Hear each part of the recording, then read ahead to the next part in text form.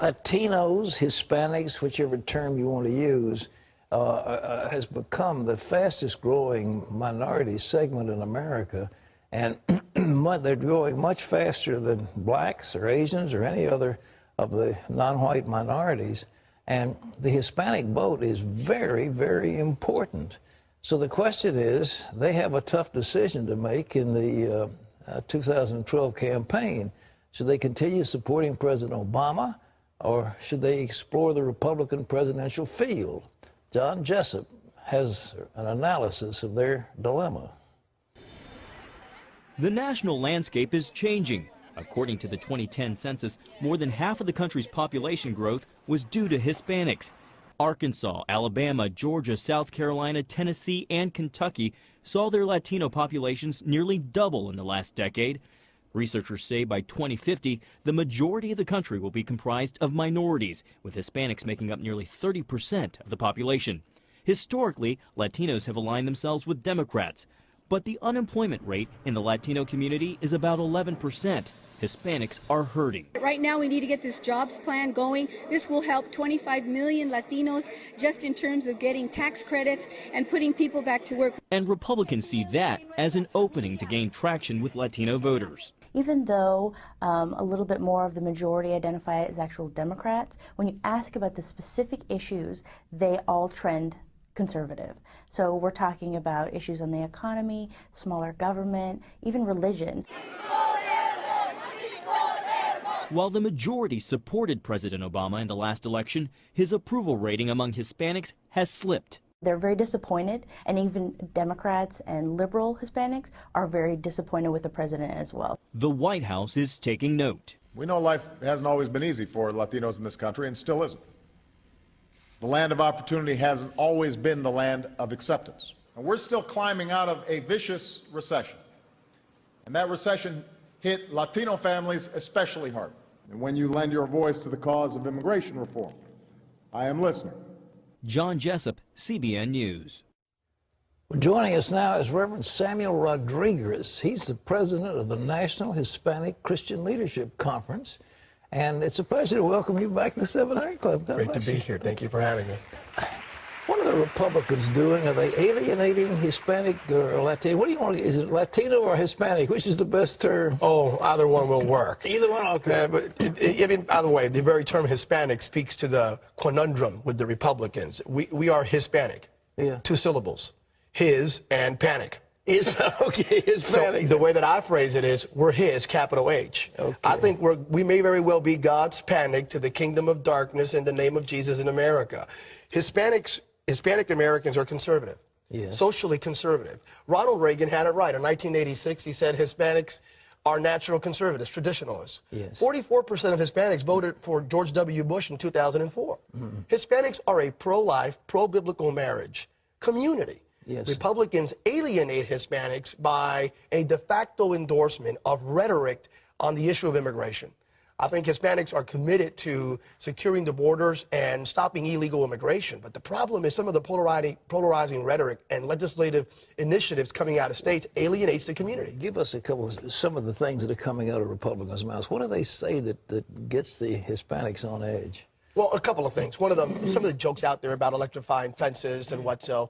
But even the idea that when Republican operatives endorsed America is becoming too non-white, and certain Republican candidates for office have actually focused on that issue. They're looking at, we are losing the majority. Our Western European white Anglo-Saxon majority is suffering because of this Hispanic influx. Of course, well, if you have issues as an American with a community that believes in faith and in family and in freedom, you should be very preoccupied with this great Hispanic influx. Hispanics really are here to reinvigorate our nation and revitalize the values of our founding fathers. But Republicans need to address the issue of immigration reform in a way that says we are anti-illegal immigrant, but we are pro-legal immigration. How do you, we've got maybe 12 million people, excuse me, who got here illegally. What do you do with those people? Well, we can't deport 12 million individuals. Deporting 12 million individuals is not a practical thing. What we need to do is identify who are those that are involved and engaged in nefarious activity, Who are those that came here to participate in gangs and in selling drugs? Let's deport those immediately without any hesitation. Then let's address the other 98.9%. Let's create a just integration strategy. What do I mean by that? Let's incorporate them, a guest worker program. Let's put them in the back of the line if they want to apply for citizenship. Let's not give them any sort of amnesty. Let's have them pay fines that demonstrate proficiency in the English vernacular. Learn Civics 101. I think that's all a good process. It's not amnesty, but it addresses the issue of integration. Again, Hispanics may very well be in America, not just to save their families, but may very well to save American Christianity at the end of the day. Yeah, there's no question. Well, now what about what Rick Perry did? He said, okay, the children of illegal immigrants, we should give scholarship or allow them to go into the schools of Texas on the same basis as other people, and that seems to have gotten a lot of Republicans upset. What about that initiative? Well, let's be practical about this. You're 2 years old. Your parents bring you literally on their backs on occasion across the Rio Grande. On no volition or will of your own. You're 2 years old. You grow up in America. English is your first language. You go through public schooling on taxpayer money. And at the end of the day, when you graduate from high school with 3.3 grade point average, you can't attend the university of your choice because your parents did the wrong thing. You're paying for the sins of your parents. I believe it was Jesus that admonished us that we should not head down that road. So as a Christian, first and foremost, I would say we have a moral imperative to make sure we facilitate a platform for academic success for these individuals. Well, why don't you think the Republicans picked up on that? What you said is eminently reasonable, and Perry did what he needed to do for Texas, but they're blasting him for that. Oh, when he received the boos in that debate, Hispanic Christians throughout America were saying hallelujah. Because at least we had a voice out there in the presidential field saying it's just a matter of the heart right now. Again, not amnesty. We're going to have to make a decision. Will the Republican Party win the White House without the Hispanic vote?